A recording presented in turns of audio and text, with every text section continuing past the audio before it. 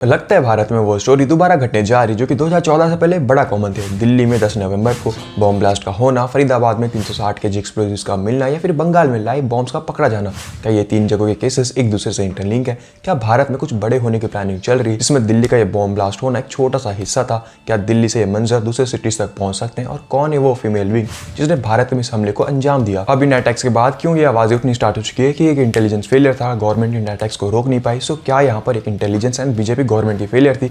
जानते हैं इस एपिसोड से। जो कह नहीं सकता, मेरे पास फोटो है, कह नहीं सकता ऐसी हालत पे थी। पूरे चित्रे उड़े हुए थे, पूरे चित्रे कि 10 डेड बॉडी तो मेरे सामने देखी है। बाकी काफ़ी ठेले वाले थे वहाँ पे, पूरा आग लगी थी, वो भी जले हुए काफ़ी। कम से कम इससे ज़्यादा लोगों की मौत हुई। 15 लोग तो मुझे मालूम है कि 15 लोग मिनिमम तो मैंने देखे हुए हैं। 15 लोग ना, जमीन कायदे से हिल रही थी, हमने देखा हिल रही थी। Ram Ram guys, welcome to this episode of exposing radical plan insurgency. देश के 3 लोकेशंस बंगाल, फरीदाबाद और दिल्ली से कुछ ऐसे अनइवन न्यूज आते हैं जो कि देश को झंझोड़ने के लिए काफी था। कहीं पे कोई लाइव बॉम्ब के साथ पकड़ा जा रहा था, तो कोई अपने घर में 2900 केजी एक्सप्लोजिव छुपाए बैठा था, तो कोई डॉक्टर टॉक्सिक केमिकल के ऊपर काम कर रहा था जिससे वो लाखों लोगों की जान एक झटके से ले सकता था। आपने वो हाउसफुल मूवी का वो ज्वाला का सीन तो देखा होगा जिसमें वो कहता है कि सिचुएशंस अंडर कंट्रोल, बट ठीक वैसे ही वहां पर एक बम फट जाता है। तो ऐसे 10 नवंबर को 7 बजे के आसपास कोई इंटरव्यू में कह रहा था कि अब देश में ऐसा अटैक हो नहीं सकते, और वैसे उस एरिया में एक एक्सप्लोजन हो गया। सर, हम इस वक्त भारत के सबसे सुरक्षित जगह पर खड़े हैं।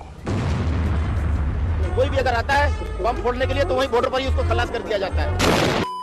इस ब्लास्ट में लोग समझ नहीं पाए कि क्या एक एक्सीडेंट था या फिर वेल प्लान अटैक, पर उस जगह पर मौजूद लोकल लोगों ने क्लियर किया कि ये ब्लास्ट एक कार से हुई थी। ये blast Lal Qila underground metro station के पास हुआ जो कि एक टूरिस्ट प्लेस में आता है, और ये ब्लास्ट और भी ज्यादा अधिक भयानक मंजर ले सकता था और इसमें कई लोगों की जान जाती।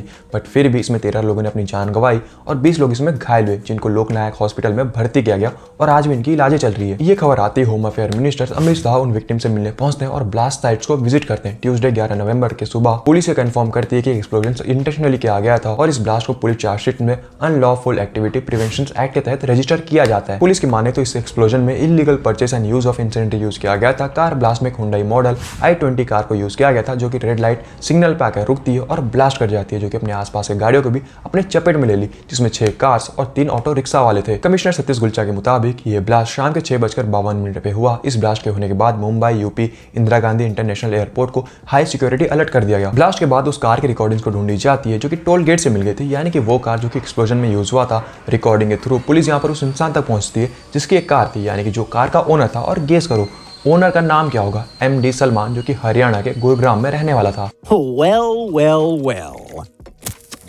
Well, well, well. Well, well, well. Brian, come on, I'm serious. MD Salman ने कहा कि उसने इस कार को ओखला के एक पर्सन को भेज दी थी, बट पुलिस के रिपोर्ट एंड रिकॉर्ड्स के मुताबिक एक कार आज भी MD सलमान के नाम पर ही रजिस्टर है। पुलिस ने इसके बाद 4 लोगों को कस्टडी में ले लिया जिनके ऊपर ब्लास्ट में लिंक होने के लिए शक था। तो क्या यहाँ पर MD सलमान प्राइम में एक्यूज है या फिर वो सच बोल रहा था? तो मुंबई एक्सप्रेस वे के टोल गेट से मिले रिकॉर्डिंग से ये साफ हुआ कि यहाँ पर ड्राइवर MD सलमान तो नहीं बल्कि मोहम्मद उमर नाम का एक पर्सन था। तारिक नाम के एक पर्सन ने इस कार को उमर के लिए अरेंज करवाया था। हमले के बाद उस कार से मिले DNA सैंपल्स को उमर के मदर के DNA सैंपल से यहाँ पर मैच कराया जाता है। जो सैंपल यहाँ पर भेजे गए थे एम्स फॉरेंसिक लैब में, और ये सैंपल्स मैच हो जाते हैं। 3 लोगों को जो कि कार बेचने खरीदने में शामिल थे उन्हें यहाँ पर पुलिस डिटेन कर लेती है। और अब रिपोर्ट ये कहती है उमर के कनेक्शन यहाँ पर फरीदाबाद के बॉम्ब एक्सप्लोजन सीज से भी था। अब यहाँ पर दिल्ली का ब्लास्ट फरीदाबाद से कैसे कनेक्टेड है इसे हम वीडियो में आगे समझते हैं, पर उससे पहले आप जरा एक डॉक्टर के बारे में जान लो जो कि उमर से भी बड़े कारनामे करने के फिराक में था। ये भी एक डॉक्टर है जो कि हैदराबाद का रहने वाला था और इसका नाम है अहमद मोइनुद्दीन सैयद, जिसने अपनी MBBS की डिग्री कंप्लीट की थी चाइना से। और ये सैयद जो कि रासायनिक को डेवलप कर रहा था और इसके पास ले तक टॉक्सिक्स मिले जो कि टॉक्सिक सब्सटेंस होते हैं। ये केमिकल वेपन्स के ऊपर काम कर रहा था जिससे लाखों लोगों की जान एक झटके से ले सकता था। और इसके लिंक्स यहाँ पर मिले थे इस्लामिक स्टेट खोरासान प्रोविंस से। इसने अपने 2 साथी अजद सुलेमान शेख और मोहम्मद सोहेल मोहम्मद सुलेमान के साथ मिलकर लखनऊ, दिल्ली, अहमदाबाद सिटी को सर्वे कर लिया था अपने प्लान्स को एग्जीक्यूट करने के लिए। इन तीनों के पास से यहाँ पर 3 पिस्तौल्स मिले, 4 लीटर कैस्ट्रोल ऑयल्स मिले जिसे ये लोग डेडली पॉइजन्स बनाने के लिए यूज कर रहे थे। अब इसमें से जो सुलेमान एंड सोहेल है ये 2 यहाँ पर आर्म सप्लाईज का भी काम करते थे और सैयद इन्हें गाइड किया करता था। सैयद जो कि इस केस का मेन एक्यूज है, इसके ऊपर गुजरात के ATS एंटी टेररिस्ट स्क्वाड्स की नजर बहुत पहले से थी, जो इसे 7 नवंबर को गांधीनगर से अरेस्ट कर लेती है। इसके पास एक ग्लॉक पिस्टल्स मिले, एक बैरेटल पिस्टल मिला, 30 लाइव राउंड्स मिले और 4 लीटर कैस्टर ऑयल्स मिले थे। ATS डिप्टी इंस्पेक्टर सुशील जोशी के रिपोर्ट्स के मुताबिक सैयद एक वेल क्वालिफाइड पर्सन था, पर फिर भी इसने रेडिकल आइडियोलॉजी के पाथ को ही चुना। ये फंड रेज कर रहा था लोगों से और मेंबर रिक्रूट कर रहा था अपने हमले को अंजाम देने के लिए। सस्पेक्ट है कि इनके कनेक्शन यहाँ पर अबू खालिद नाम के एक हैंडलर से था जो कि अफगानिस्तान से ऑपरेट करता है। और ये इस्लामिक स्टेट खोरासान प्रोविंस का एक मेंबर है जो कि पाकिस्तान बॉर्डर एरियाज में ड्रोन के थ्रू यहाँ पर वेपन्स डिलीवरी करता है। एटीएस के पूछताछ में सैयद ने एडमिट किया कि उसे यहाँ पर गांधीनगर के एक लोकेशन से आर्म्स के गुच्छे मिले थे और इसके दो साथी शेख एंड सुलेमान जो कि उत्तर प्रदेश के रहने वाले थे और इन्हें यहाँ पर वेपन राजस्थान के हनुमानगढ़ से मिली हुई थी। इन दोनों को पुलिस सैयद के फोन को ट्रैक करता हुआ इन्हें अरेस्ट करती है गुजरात के एक लोकेशन से और एटीएस ये मानती है कि इन लोगों की कनेक्शन यहाँ पर इंटरनेशनल ग्रुप से है। अब इन तीनों में से आप इन दोनों को देखिए, खास करके इस मेन एक्यूज को। इसे यहाँ पर हुरो से मिलने की तलब इतनी ज्यादा थी कि इसने अपनी शेविंग तक नहीं की। अरे यार, इंसान पैची बीड़ में भी अच्छा दिखता है, बट ये तो किसी बकरी की तरह दिख रहा है। अब इन तीनों के बाद केस यहाँ पर शिफ्ट होता है फरीदाबाद बॉम्ब एक्सप्लोजन सीज के ऊपर। फरीदाबाद की केस जहाँ पर जम्मू एंड कश्मीर की पुलिस 2900 केजी के एक्सप्लोजन्स ढूंढ निकालती है। अब वे एक्सप्लोजन्स पुलिस को मिले कैसे? फरीदाबाद में रहने वाला डॉक्टर मुजामिल अहमद गनई जो कि कश्मीर के पुलवामा का रहने वाला था और डॉक्टर आदिल मजीद रादर जो कि काजीगढ़ का रहने वाला था।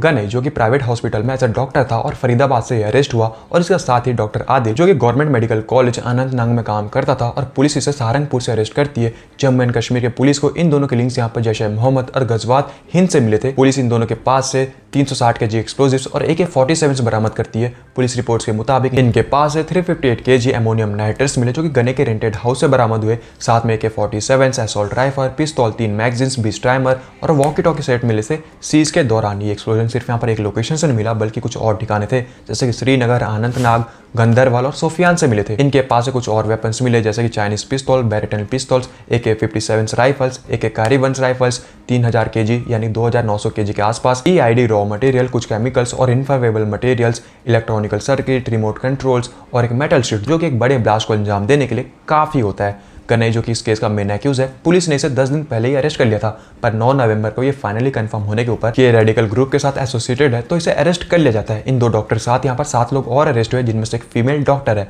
अब यहाँ पर आप फीमेल डॉक्टर का नाम सुनकर इसे फॉर ग्रांटेड ना लीजिएगा क्योंकि ये फीमेल आगे जाकर एक मेन कड़ी बनने वाली है। पर उससे पहले आप बंगाल में मिले लाइव बॉम्ब एक्सप्लोजन के बारे में सुन लो जिसे यहाँ पर डिफ्यूज करने के लिए बॉम्ब डिस्पोजर स्क्वाड्स को बुलाना पड़ा था इस बॉम्ब को डिफ्यूज करने के लिए। पुलिस की नजर में ये बॉम्ब तब आए जब बंगाल में SIR स्पेशल इंटेंसिव रिवीजन करने पहुंची टीम बांग्लादेशी को आइडेंटिफाई कर रही थी तो बांग्लादेशियों के इलाकों से ये बॉम्ब्स बरामद हुए। ये लोकेशन मुर्शिदाबाद की जहां पर हमेशा से ऐसे केसेस आते रहे असेंबली इलेक्शन के ठीक पहले, जैसे कि 60 लोगों की मौत जाना क्रूड बॉम्ब से। इस डिस्ट्रिक्ट में 2023 के इलेक्शन वायलेंस में 40 लोगों ने अपनी जान गंवाई थी। 2016 में मुर्शिदाबाद में CPM के पोलिंग एजेंट के ऊपर बॉम्ब फेंककर उसे किया गया था। इंडिया बांग्लादेश बॉर्डर होने के कारण यहाँ पर वल्नरेबल्स और इलीगल वेपन स्मगलिंग का ये हब बनते जा रहा है। क्रूड ऑयल यहाँ पर एज अ टॉय की तरह यूज होता है अपने पॉलिटिकल राइवलीज को एलिमिनेट करने के लिए। 2024 में क्रूड ऑयल से 3 लोगों ने अपनी जान गंवाई थी और TMC के वर्कर इस क्रूड बॉम्ब्स को ऐसे मजे में यूज करते हैं इलेक्शन के टाइम के दौरान। बॉर्डरिंग एरिया होने के कारण यहाँ पर drugs, gold smuggle, cattle smuggling से एंटी नेशनल एलिमेंट्स यहाँ पर कॉमन होते जा रहे हैं। ये area Bangladeshi militants groups Jamaat ul Mujahideen Bangladeshi और हिजब तहरीर का स्लीपर सेल्स का अड्डा बनते जा रहे हैं जो कि ऑर्डर पाते ही देश में दिल्ली जैसे ब्लास्ट को अंजाम दे सकते हैं। और आप आगे जाकर चौंकेगा नहीं कि कल को अगर ये पता चले कि दिल्ली एंड फरीदाबाद में मिले बॉम्ब्स यहाँ से स्मगल हुए थे। तो अब हम आते हैं फाइनली उस टॉपिक के ऊपर जिसे आप सभी को इंतजार था कि कैसे दिल्ली एंड फरीदाबाद का केस एक दूसरे से इंटरलिंक है और कौन है वो फीमेल डॉक्टर।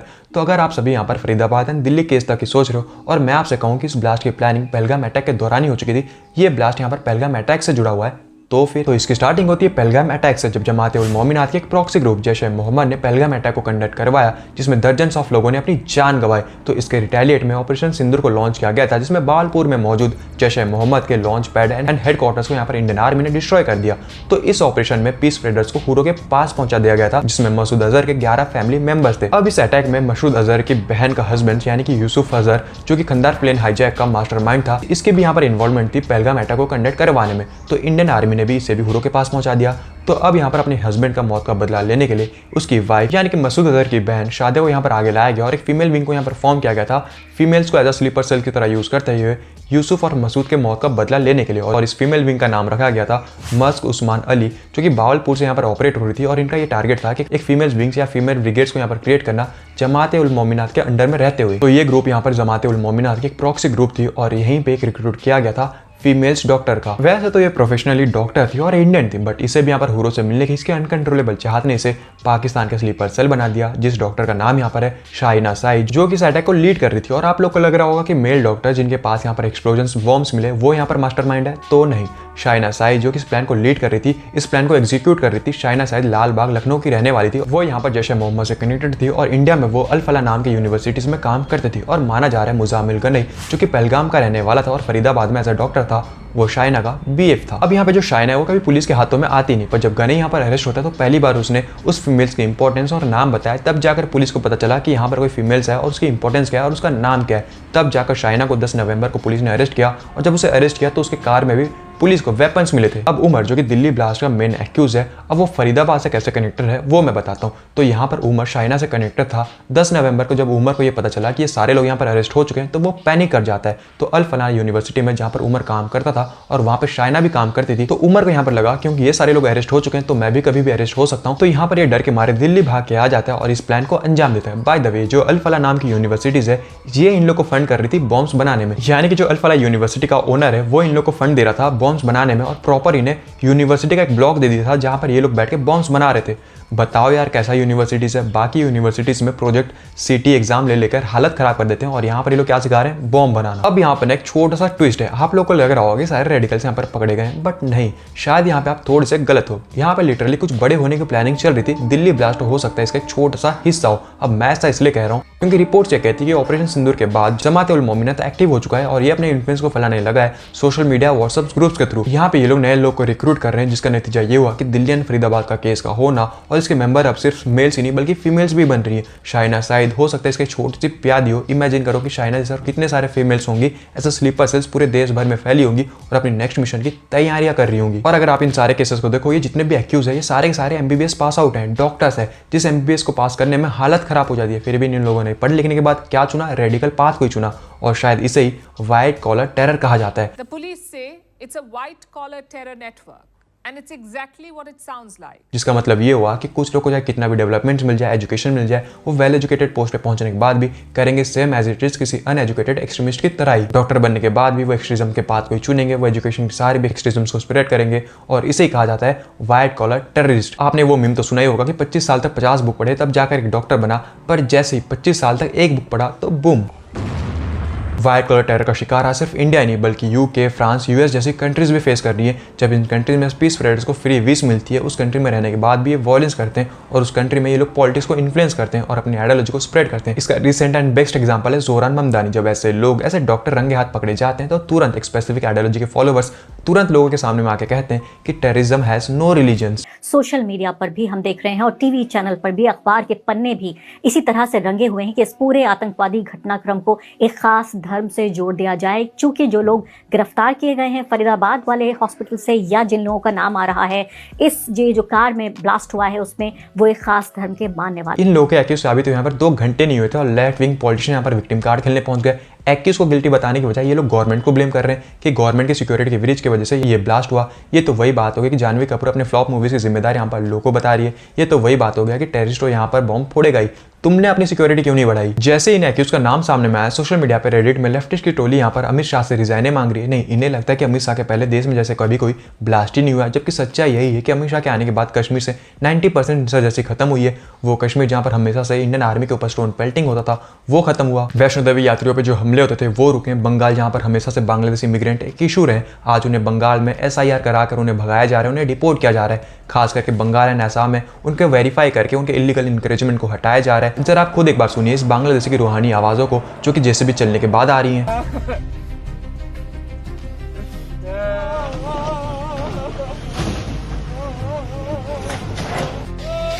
क्या लगता है कि उस स्टेट की लोकल पार्टी या कांग्रेस कभी इन लोग को वहां से भगा पाती? उल्टा ये लोग तो उन लोगों को इंडियंस बताते हैं, कहते हैं कि तुम आकर हमारे देश में रह जाओ। 2014 के पहले वाला वो दौर जब यहाँ पर बड़े बड़े सिटीज में बॉम्ब ब्लास्ट होते थे, लीडर्स को यहाँ पर एग्जीक्यूट कर दिया जाता था। जैसे यहाँ पर मंत्री लोग मूवीज देखने निकलते थे, ऐसे यहाँ पर एक्सट्रीमिस्ट रेडिकल्स यहाँ पर मजे मजे में बॉम्ब फोड़ दिया करते थे। कोई ना कोई टेररिस्ट ग्रुप इन अटैक को जिम्मा लेता था और ये लोग गवर्नमेंट को ब्लैकमेल करते थे। बट आज वही इंसिडेंट्स है, अगर उरी होता है, अगर पहलगाम होता है या फिर पुलवामा होता है तो इन अटैक्स करने वाले टेररिस्ट ग्रुप्स को यहाँ पर 100 बार सोचना पड़ता है कि कहीं यहाँ पर जिम्मा तो ले लिया और कोई अननोन गनमैन आकर हमें हुरों के पास ना पहुंचा दे। तो यहाँ पर ये बदला अमित शाह के आने के बाद। बट यहाँ पर अमित शाह के पहले जिन लोगों को यहाँ पर जेन्युइनली रेस्पॉन्सिबिलिटी लेनी चाहिए, एक्यूज के फैमिली मेंबर्स, उस कम्युनिटी के लोग, वो तो यहाँ पर अनजान बन रहे। इनसे ज्यादा समझ तो यहाँ पर फ्रैंकेस्टाइन मूवी में विक्टर के क्रीचर के पास था। गनाई का भाई आजाद शकील तो ऐसे बिहेव कर रहा है जैसा कुछ हुआ ही नहीं है। सबके हवाले से जी सर, डॉक्टर साहब को एलिगेशंस लगा रहे हैं, ये इसके साथ इसको सामान रिकवरी हुई है कुछ। फैमिली मेंबर्स के मुताबिक गनाई यहाँ पर 4 साल पहले घर छोड़ चुका था और ओकेशनली कभी घर आता था,